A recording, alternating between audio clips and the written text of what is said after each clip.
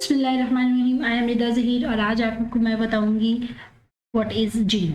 इससे पहले हम डिस्कस कर चुके हैं डीएनए क्या होता है, आरएनए क्या होता है। आज हम देखेंगे कि जीन क्या है। अगर आपने वो वीडियो जिसने नहीं देखी है तो काइंडली लाजमी देखें ताकि आपको मज़ीद इसकी समझ आ सके। और अगर आपने मेरा चैनल सब्सक्राइब नहीं किया हुआ है तो जल्दी से मेरा चैनल सब्सक्राइब करें ताकि मज़ीद ऐसी ही इंफॉर्मेटिव वीडियोस आप तक टाइमली पहुंच सके। तो चलिए देखते हैं जीन्स क्या होता है। जैसे कि आप सब जानते हैं कि तमाम जानदार जितने भी ऑर्गेनिजम्स होते हैं, वो प्लांट्स हो जाएं, एनिमल्स हो जाएं, इंसेक्ट्स हैं या ह्यूमन बींग्स हैं, उन सब का बेसिक पार्ट जो होता है वो सेल होता है। किसी भी जानवर का बेसिक पार्ट उसका सेल होता है और सेल के अंदर न्यूक्लियस मौजूद होता है। न्यूक्लियस के अंदर क्रोमोसोम्स होते हैं। हर जानदार के क्रोमोसोम्स होते हैं वो एक दूसरे से डिफरेंट होते हैं, वो एक जैसे नहीं होते हैं। इन्हीं क्रोमोसोम्स के ऊपर अगर हम बात करें इस जगह पर तो यहाँ पर डीएनए मौजूद होता है। डीएनए एक डबल हेलिक्स जो है वो माइक्रो ऑर्गेनिज्म है। ये डबल हेलिक्स होता है और इसके ऊपर डिफरेंट किस्म के न्यूक्लियोटाइड्स मौजूद होते हैं।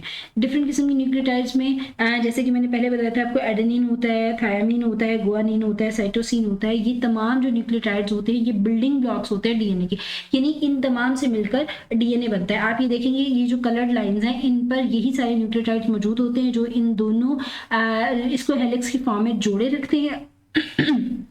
अगर हम जीन की बात करें कि जीन क्या है तो जीन इसी डीएनए के शॉर्ट फ्रेगमेंट को हम जीन कहते हैं। सब पार्ट को अगर हम डीएनए के शॉर्ट सब पार्ट सिलेक्ट कर लें तो उसको हम सिंपली जीन्स कहते हैं। जीन्स और डीएनए में कोई खास फर्क नहीं है। डीएनए के सब पार्ट को जीन्स कहते हैं, वो से भी स्मॉलर पार्ट होता है। अच्छा जी, अगर हम देखें जीन्स की बात करें तो जीन्स के दो रीजन्स होते हैं, ठीक है। एक होता है प्रोमोटर और एक होता है ट्रांसक्रिप्शन। ठीक हो गया, ट्रांसक्रिप्शन रीजन। प्रोमोटर और ट्रांसक्रिप्शन रीजन कौन सा होता है? अगर हम डीएनए यहाँ पर देखें तो जो पहले होता है वो प्रोमोटर रीजन होता है और जो बाद में होता है वो ट्रांसक्रिप्शन रीजन होता है। आप जीन की लोकेशन की बात करेंगे, ये कहाँ पर मौजूद होता है? ये क्रोमोसोम के ऊपर मौजूद होता है। और क्रोमोसोम पर जिस क्रोमोसोम के ऊपर ये मौजूद होता है, अगर यहाँ पर जीन मौजूद है, हम इसकी बात करें तो उसे हम लूकस कहते हैं। और अगर हम केमिकली बात करें तो chemically different sequence of genes जो होते हैं वो मिलकर बनाते हैं प्रोटीन बनाते हैं। अगर प्रोटीन क्या होते हैं? डिफरेंट किस्म के जीन्स की इनकोडिंग से प्रोटीन बनता है। डिफरेंट अमाइनो एसिड्स का जो सीक्वेंस मोड है ऑफ डिफरेंट न्यूक्लियोटाइड्स वो फिर डिफरेंट किस्म के प्रोटीन्स को कोड करता है। मिसाल के तौर पर अगर हम आइज कलर की प्रोटीन की बात करें तो डिफरेंट आई कलर के प्रोटीन जनरेट होते हैं जिससे आइज का कलर जो होता है वो डिफरेंट होता जाता है। अब अगर हम बात करें कि प्रोटीन किस तरह से बनता है तो जीन्स के अंदर दो तरह के उसके पार्ट्स होते हैं जिसमें एक्सोन होता है और एंट्रोन होता है। एक्सोन और एक्सोन वो होते हैं जो कि प्रोटीन बनाने में हेल्प करते हैं और एंट्रोन वो होते हैं जो प्रोटीन नहीं बनाते हैं बल्कि डिफरेंट किस्म के मजीद आरएनए बनाते हैं। सिंपल आरएनए, टीआरएनए या नॉन कोडिंग आरएनए इनको भी हम कहते हैं। तो जो एंट्रोन होते हैं वो नॉन कोडिंग होते हैं और जो एक्सोन होते हैं वो कोडिंग पार्ट होता है उसका जीन का।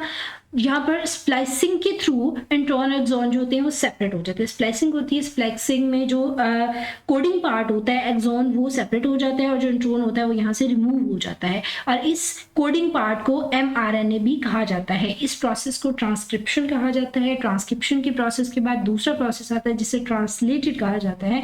उसमें सिंपली कोडिंग पार्ट से प्रोटीन जनरेट हो जाती है। जी, बहुत बेसिक सा कॉन्सेप्ट मैंने आपको यहाँ पे बताया है सिंपल सा करके कि किस तरह से जीन से प्रोटीन जनरेट होती है। और अगर हम जीन की बात करें तो जीन सिंपली क्या है? एक हेरिडेटरी मटेरियल है जो क्या करता है, एक जनरेशन से दूसरी जनरेशन में डिफरेंट कैरेक्टरिस्टिक्स को ट्रांसफॉर्म करता है। या आपके पेरेंट्स से आप तक ट्रांसफर करता है उनकी कैरेक्टरिस्टिक्स और आपसे आपके बच्चों को ट्रांसफर करता है। सिंपली इसमें ज़्यादा वो कॉम्प्लिकेटेड होने की जरूरत नहीं है। डीएनए और आरएनए तकरीबन सेम होते हैं। डीएनए के सब पार्ट को हम जीन कहते हैं सिंपली। मुझे उम्मीद है कि आपको मेरा आज का टॉपिक समझ आया होगा। अगर समझ आया है तो लाइक ज़रूर करें, शेयर करें और मेरे चैनल को लाजमी सब्सक्राइब करें। आज तक के लिए इतना ही। तो बहुत सारा ख्याल रखिएगा। अल्लाह हाफ़िज़।